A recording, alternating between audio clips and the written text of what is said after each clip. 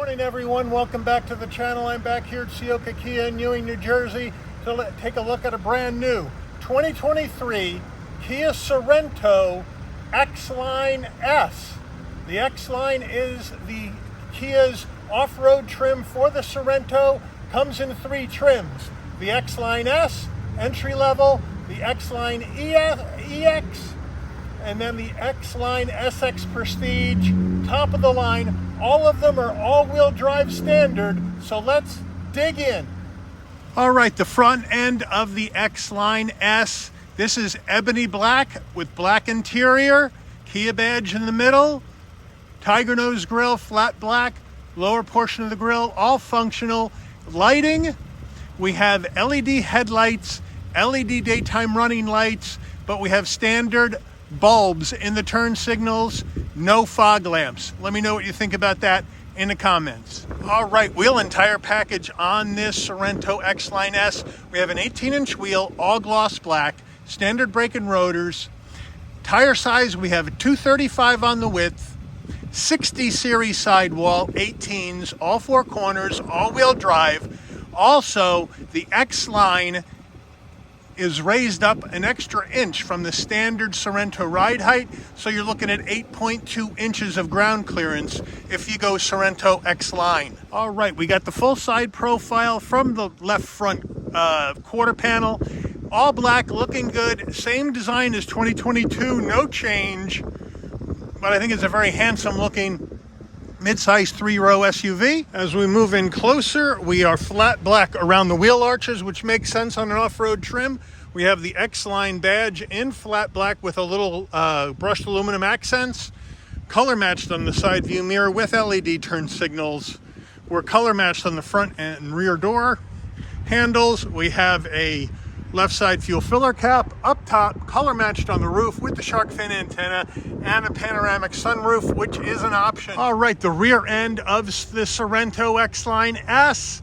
The rear wiper is tucked up underneath the roof spoiler, which I like. Cleans up the design, but also protects that wiper from the elements in the winter and from car wash damage. We do not have any LED lighting in the back. We have standard tail lights, standard turn signals in the back of the Sorento with some brushed aluminum trim down below. And then the exhaust tailpipe is tucked up underneath the right side of the vehicle. All right, under the hood of this X-Line S, we have a 2.5 liter naturally aspirated 4-cylinder engine mated to an 8-speed automatic transmission. 191 horsepower, 182 pound-feet of torque. MPGs, 23 in the city, 25 on the highway, 24 combined. The engine's minimum octane rating is 87, so you can run this on regular unleaded gas. All right, we are inside this 2023 Kia Sorento X-Line S. And before we get started with the interior, you're going to want to know, how much does it cost?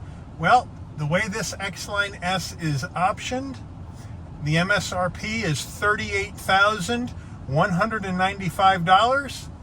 So let's check out the interior.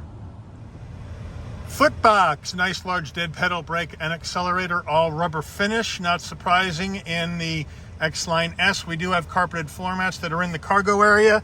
This one is optioned with the Sorento light up illuminated door sill plate in red, which I think looks really cool.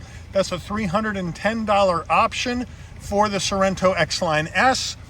Seat wise, we have power seat for the driver, but a manual adjustment seat for the front passenger.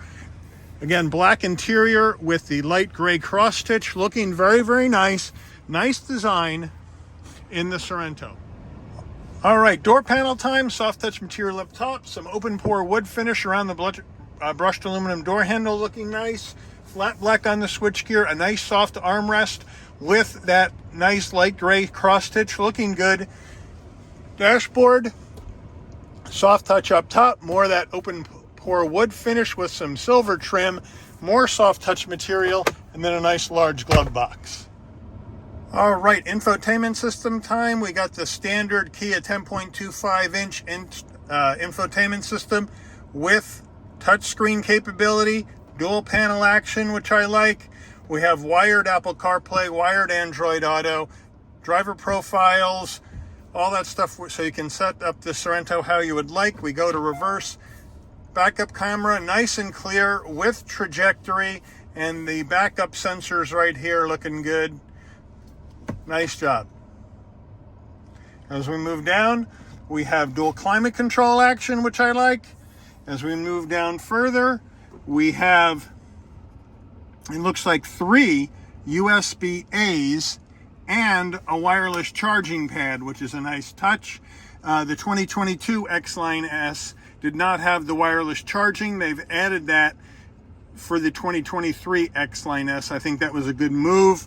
We have 3-stage heated seats for the driver and front passenger. We have this gear shift to go through, this 8-speed automatic. Our Kia key fob right here. We have lock, unlock, panic button, and remote start. Nice weight. 2 cup holders, another little tray for change, center diff lock, and here are our drive modes. We'll go through those on the dash. And then we have our engine stop start off button, hill descent control, parking sensors off, parking camera. Nice soft armrest, again with that cross stitch. And then we have a tray in there, and then a nice large storage area. Kia steering wheel, the same one we saw in the 2022 X-Line S. We have a nice leather wrap steering wheel, nice 10 and 2 notches, nice cross stitch, Kia button or Kia badge on the horn button with some nice silver trim.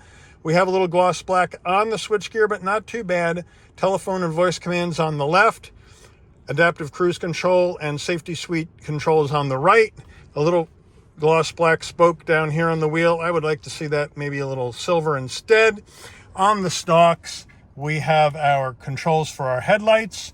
And then on the other side, the right stalk is our 2 windshield wipers, front and back. Down below here, we have brighten and dim the dash, our highway lane keep assist on off, and our traction control off button. As we move in to the dash, the digital dash was added to the 2023 Sorento, but not to the X-Line S. If you want the 12.3-inch digital dash cluster, you have to upgrade to at least the X-Line EX trim. So the X-Line S remains with this digital analog combo, where you have analog gauges for your speedometer and tachometer, and then you have digital gauge for the fuel level and coolant temperature, and then you have that small 4-inch display in the middle that's going to display different types of information such as fuel economy, range to tank, digital miles per hour if you would like, those sorts of things. So that I think is fine when you're talking about the entry-level trim in Sorento. If you want the digital, you got to step it up to a higher price point. I think that makes sense. All right, and our drive modes, when you flick through the drive modes, here is what it looks like on the dash. So we have snow, and then we have eco, comfort, sport, and smart. So we're going to leave that in comfort. Actually, we're going to leave it in eco for our drive today and see what kind of mileage we can get on this Sorento, because I think it's underrated. We're going to see. All right, overhead console time. We have LED lighting on the inside of this Sorento, and if you want the lights to go on and off when you open and close the door, this button over here has to have the orange light on. And when the orange light is on, you open the door, the LED lights come on. When you close the door, the LED lights go off. Nice touch. Here's our control for our panoramic sunroof. Again, that's a $1,300 option in the X-Line S. As we come across to the visor, nice material, vanity mirror. Pull it off. Does it slide? Yes, it slides all the way to protect the driver from that side window sun. Looks good. So to show you the operation of the sunroof sunshade, all you have to do is hit the button once and it will move all the way back over the rear passengers in the mid row, and then it will then open up for you and go all the way back. So it's a really nice operation here in the Sorento. All right, we are on the back of this X-Line S, and in typical Kia fashion here in the mid row, we got plenty of room. I'm 5'11", plenty of headroom. Seat is set for my driving position, plenty of knee space, plenty of shoulder width room, nice consistency of design front to back. We do have the same materials on the door as we have up front. I really like this open pore wood finish all the way around. Really lifts the interior nicely for an entry-level X-Line spec. Again, flat black on the switchgear, a nice soft armrest. We do have a cup holder here in the door on either side, which is a nice touch. Overall, it's a nice place to be in the mid-row of this X-Line S. All right, the rear center console, 2 heat and air vents. Down below, we have a 12 volt and a USB-A. We also have USB-As in the back of each seat for rear seat passengers, so they got you covered with connectivity in the back. However, every USB in this Sorento X-Line S is a USB-A. Most people don't use USB-A anymore. Most of your new phones, I'm going to take that back. All your new phones have Lightning USB-C hookups, and that's what we need to see here. The USB-As are a thing of the past, so it's time for Kia to get USB-Cs in all their cars rather than relying on USB-A technology in a 2023 vehicle. We do have seat pockets in the back of each front driver's seat, which is nice. And then we have our rear armrest. We bring that down nice and soft. Another 2 cup holders. So plenty of connectivity and cup holders in this Sorento, and it's a really nice place to be. All right, getting in the third row of the Sorento. To do that, again, another rear door sill plate to welcome you to the car, which is nice. You get to that third row, you push that button, the seat folds forward and moves up. And now you can step right in to the back of this Sorento, and it is not as big as a Telluride. Oh, and it is tight getting in the back. Oh boy. All right, we're in the back of this Sorento. My feet are way too high up, as you can see. I got enough headroom, but it is tight back here. And when this seat comes back, it's going to be a mess for me in the back here. So not a great place for large adults.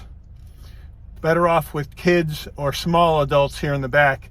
It is tight back here, but I do have 2 USBs in the back on the third row here, and I do have a snack tray and a cup holder on either side. So at least they got you covered back here with that, but it is tight. And I expected that because this is not as big as the Telluride.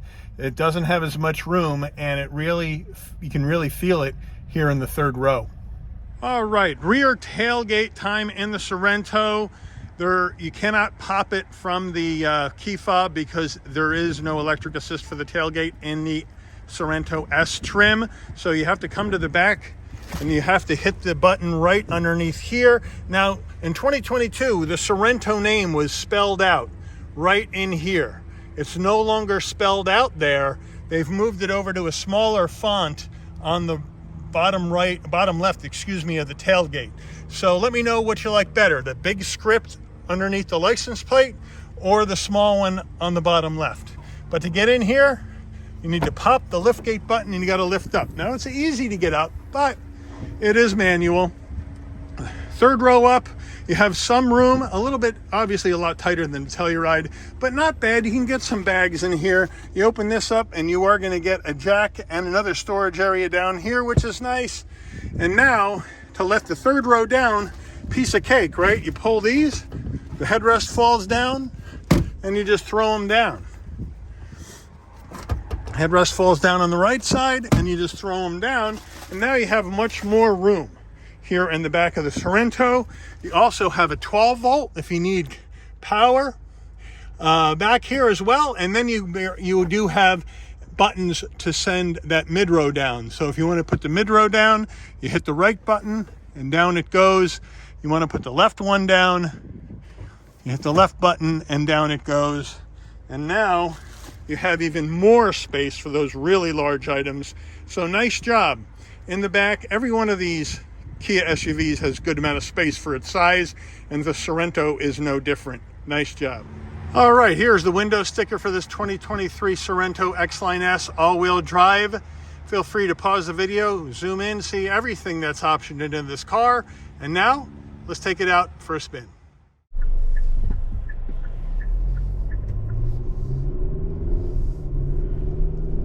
All right. Excuse me. All right, we are driving this 2023 Sorento X-Line S.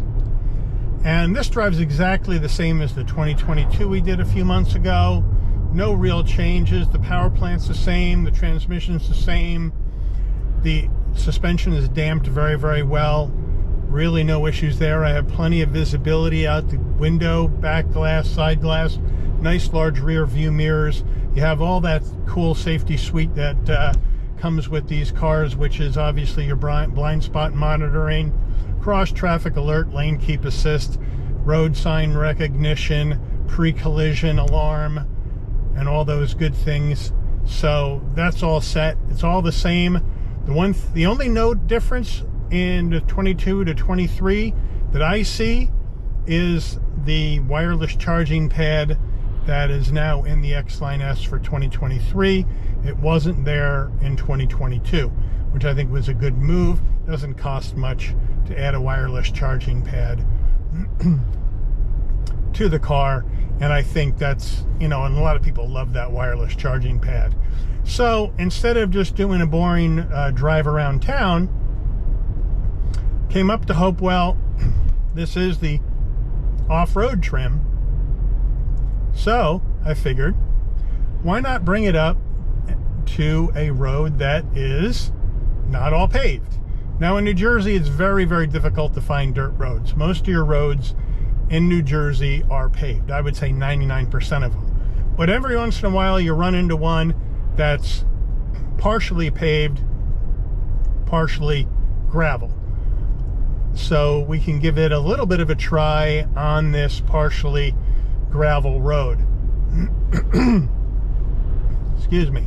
So that's what we're on our way to do right now here in Hopewell Township, but a really smooth ride. When I mentioned the gas mileage and I mentioned the fact that I thought this engine was underrated, it was rated at 24 miles per gallon, estimated federal rating combined. Well, I've been driving for a few miles now, about 10 miles, and I'm averaging 29 miles to the gallon in normal driving at the speed limit in eco mode around town. So far, this engine is way underrated, and the mileage is much better. Gas mileage is much better. So that is a nice bonus in this X-Line S with the naturally aspirated 2.5 liter 4-cylinder. Now, if you need more power, you have to move up to the X-Line EX, and that's going to get you the turbocharged 2.5 liter inline 4-cylinder, 281 horsepower and 311 pound-feet of torque. That's a big bump up from this base engine in the Sorento X-Line. So if you need more power, that's where you need to go. If you don't need more power and 191 is going to be enough, then you can stick with the naturally aspirated engine and get yourself much better gas mileage, at least so far on this drive, than what the rating is. I'll be curious to see if the turbocharged 2.5 liter is also underrated as far as the gas mileage goes when we get a chance to drive one of those once one comes into the dealer. So, and it looks like the dirt road that I was going to go down is closed, and that's the kind of the risk that you have to take driving around in the fall. Looks like they're chipping the paved road. They still do that chip to protect it for the winter, and then a oil seal. You never want to drive on roads like that after they oil seal them. That's pretty gnarly as far as getting stuff on your car. But unfortunately, we can't do that, so I kind of wasted a trip up here. But we're gliding around on these back roads. No problem, no issue. Feels good, feels smooth, well damped, taking the bumps well. So, no big issue at all so far. Really, really like how this Sorento drives. I'm really a big fan of the Sorento. I think it's really well put together. I think it drives really, really nicely. You get a lot of good usable space. You get the smaller engine opposed to Telluride where you have the big V6. You get the 4-cylinder, which still has enough power. You lose a little weight in total from the Telluride, and you get better gas mileage by far than the Telluride. Now there may be some dirt up here, so I'm going to come up this road and we'll see if I can find a little dirt or gravel, just to give you a quick idea, because there just isn't much in New Jersey when it comes to gravel roads at all. And if you try to go off-roading in a state park gravel road, you're going to get yourself a ticket, because if you don't have a special permit to do it, which means you got to pay extra, then you wind up getting a ticket, which is a real pain in the neck.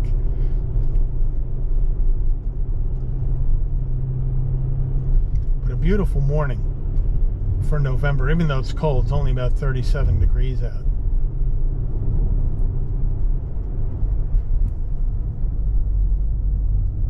So here's a little bit of gravel. It's a dead end, so we can turn around.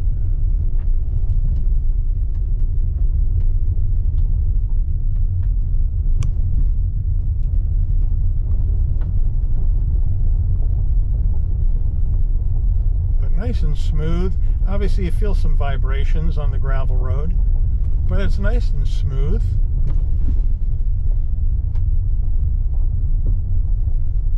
Not bad. Not bad.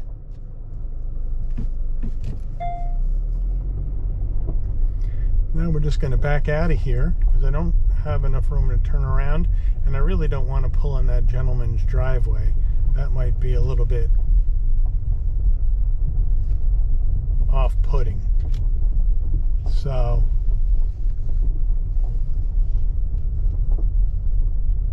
we're going to just back out of here, and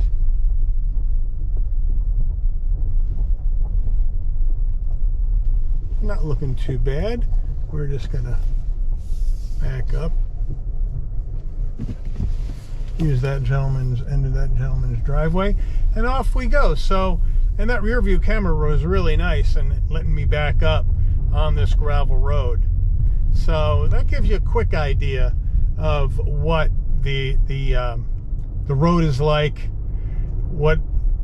how it feels on gravel. It really is well damped. You get that extra inch of ground clearance to 8.2 inches of ground clearance, which is nice. I just wish they put some skid plates on here to protect it in case people really want to take this off on the trails for camping or whatnot. That would, I think, would have been a nice touch, and I certainly don't see any skid plates underneath here. But let me know how you guys feel about the Sorento, what you've seen today. I want to thank everyone for watching. I want to again thank Ciocca Kia in Ewing for allowing the channel access to this vehicle for review this morning. If you enjoyed the video, please give it a like. Please also consider subscribing and turn on that notification bell so you'll never miss another Shabby's Rides video. And I'll see all of you on the rebound. Take care, everyone. All right, our drive is over. We did 25 miles in combined driving. Our average miles per gallon in eco was 30.7. Federal estimate combined driving is 24, so this engine is way underrated. That's outstanding average gas mileage for a mid-size 3-row SUV. Terrific.